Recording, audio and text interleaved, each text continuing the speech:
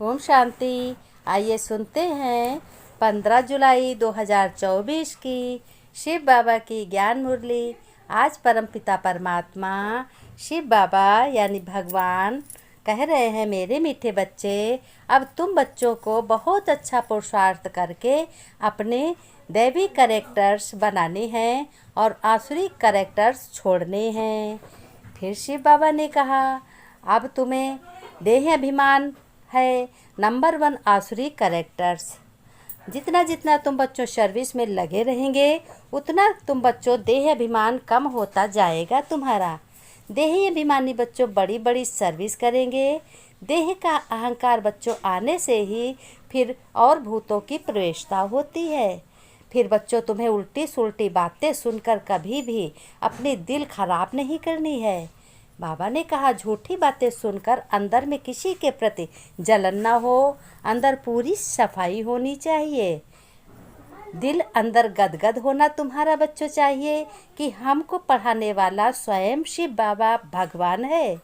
ऐसे ज्ञान को एक कान से सुन दूसरे कान से नहीं निकालना चाहिए। तुम्हें बच्चों सदा बुद्धि में तुम्हारी चलता रहे कि हम कैसे अपना कल्याण कर ऊंच पद पाएंगे। अगर तुम पढ़ेंगे नहीं बच्चों तो पद क्या तुम्हें मिलेगा। बाबा ने कहा, तुम्हारे लिए बच्चों मूल बात है पवित्रता की, इसलिए काम विकार पर जीत पहनो, तभी जगत जीत बनेंगे। अंदर में जरा भी कोई शैतानी ना रहे। लेकिन तुम बच्चे अच्छे अच्छे बच्चों की क्रिमिनल आई हो जाती है तो फिर फ़ायदा नुकसान इज्जत की भी परवाह नहीं करते। इसलिए अपने ऊपर बड़ा अटेंशन रखना है। शिव बाबा ने कहा, बच्चों क्रिमिनल आई नहीं बनानी है, सिविल आई बनानी है। सिविल यानी अच्छा देखो और बुरे ख्यालात ना देखो, ना कभी भी ख्यालात अंदर आए। मीठे बच्चे, बाबा ने कहा, देह अभिमान आसुरी कैरेक्टर है, उसे बदल देवी कैरेक्टर्स धारण करो तो रावण की जेल से भी तुम छूट जाओगे और तुम्हें सतयुग की दुनिया में जाना है। इसलिए तुम्हें कैरेक्टर बहुत अच्छे, बहुत सत्युग होने चाहिए, सत्य होने चाहिए। प्रश्न में शिव बाबा ने कहा, हर एक आत्मा अपने पाप कर्मों की सज़ा बच्चों कैसे भोगती है, उससे बचने का क्या साधन है। शिव बाबा ने, चलो मैं उत्तर में बताता हूँ बच्चों, ध्यान से सुनो, क्योंकि यही एक तुम्हारा पेपर भी है, पढ़ाई भी है। बच्चों हर एक अपने पापों की सज़ा एक तो गर्भ जेल में भोगते हैं, दूसरा रावण की जेल में अनेक प्रकार के दुख उठाते हैं। बाबा आया है तुम बच्चों को इन जेलों से छुड़ाने। इनसे बच्चे के बने हो सिविलाइज्ड बनो, यानी बहुत अच्छे बच्चे बनो। फिर बाबा ने कहा, मैं तुमको बैठकर समझाता हूँ कि रावण की जेल से मैं ही छुड़ाता हूँ। रावण की जेल यानी विकारों से, पाप कर्मों से और मनसा वाचा कर्मणा जो क्रिमिनल हो गई है, जो सबकी खराब हो गई है।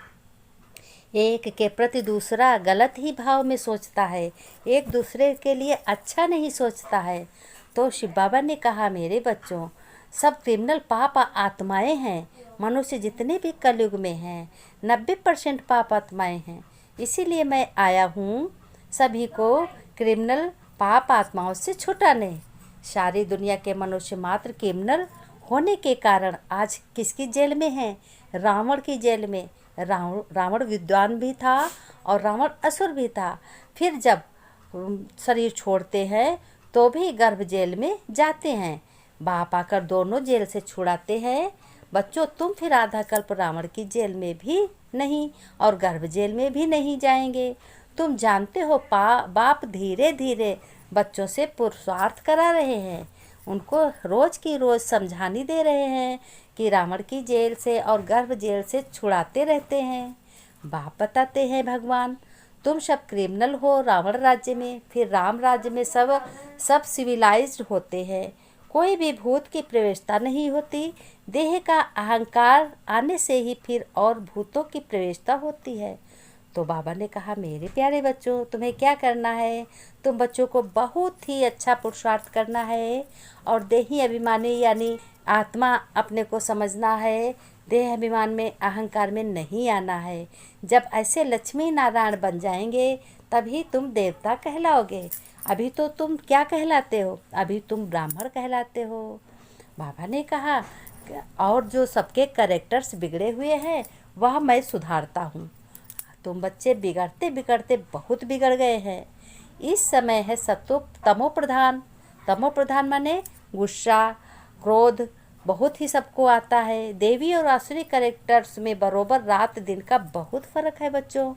बाप समझाते हैं अब पुरुषार्थ कर अपना देवी कैरेक्टर्स तुम्हें बनाना है, तभी आसुरी कैरेक्टर से तुम छूट जाओगे।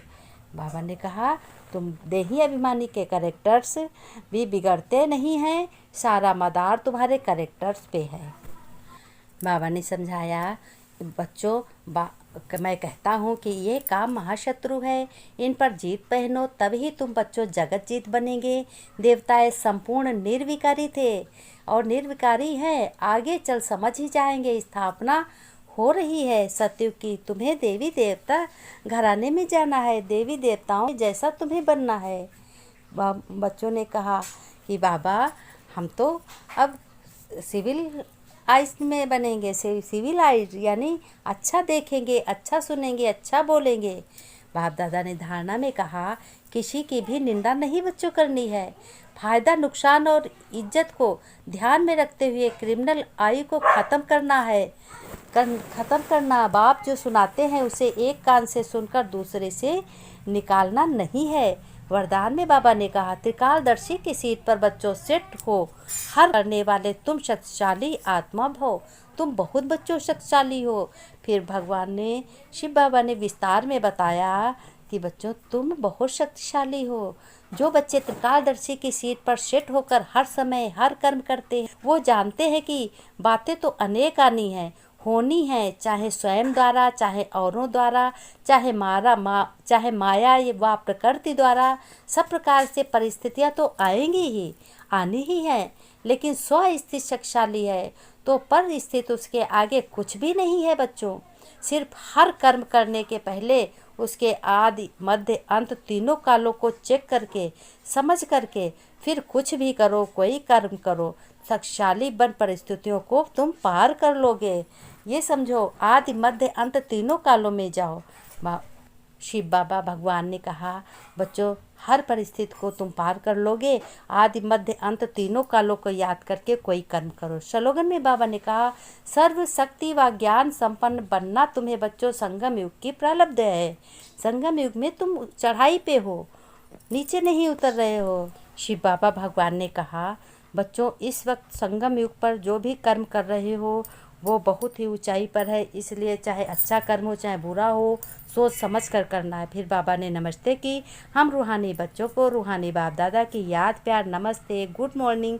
बच्चों ने नमस्ते की। हम रूहानी बच्चों की रूहानी बाप दादा को याद प्यार नमस्ते गुड मॉर्निंग। बाबा ओम शांति। बाबा शुक्र